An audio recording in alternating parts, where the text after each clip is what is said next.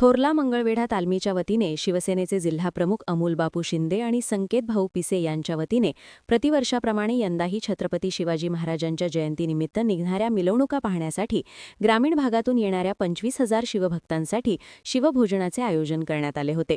Police आयुक्त M. राजकुमार, महापालिका आयुक्त डॉ. सचिन ओंबासे, माजी गृहराज्यमंत्री सिद्धाराम मेहत्रे, पोलीस उपायुक्त गौर हसन यांच्या हस्ते छत्रपती शिवाजी महाराजांच्या मूर्तीचे पूजन करून आणि शिवरायांची आरती करून शिवभोजन उपक्रमाला सुरुवात करण्यात आली.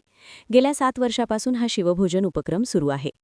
सोलापूरच्या डॉल्बी बंदीवरून पोलीस आयुक्त राजकुमार आणि राजाभाऊ सरवदे यांच्यात जुगलबंदी रंगली. आता राजाभाऊ सरवदे यांनी डॉल्बी बंदीची धुरा सांभाळावी असे राजकुमार म्हणताच एकच हशा पिकला. तर न्यायालयाचा आदर ठेवून मिरवणूक काढू अशी ग्वाही राजाभाऊ सरवदे यांनी यावेळी सर्वांसमक्ष दिली.